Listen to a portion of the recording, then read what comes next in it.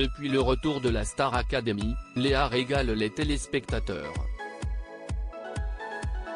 La jeune femme de 24 ans au caractère bien trempé se fait souvent remarquer pour son naturel, ses attitudes de diva ou encore pour le fait de ne pas se comporter toujours comme il le faudrait avec les grands noms de la chanson française qui participent aux lives de l'émission. Mais face à Louis, Léa a montré un nouveau pan de sa personnalité, la naïveté totale et la méconnaissance du monde rural.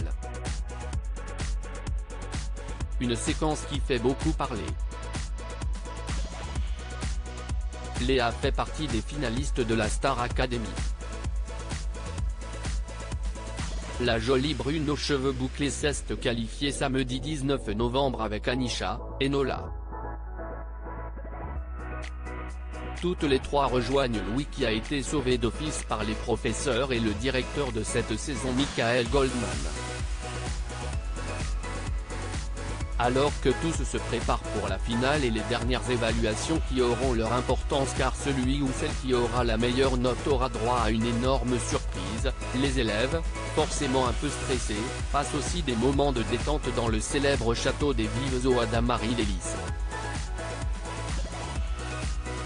Et il y a une scène hallucinante qui a beaucoup fait rire ou agacé, cela dépend des points de vue, les fans de l'émission de télé-réalité.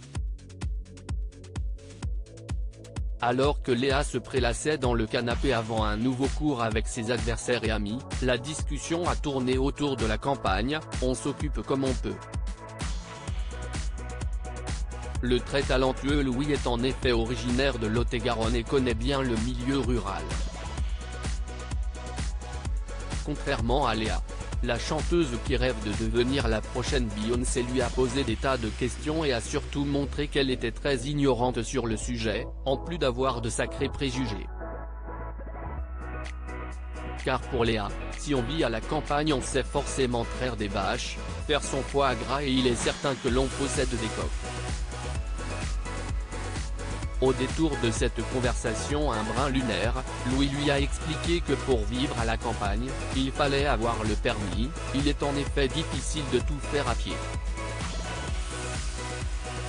Une information qui a chamboulé Léa qui a pris cette déclaration au premier degré.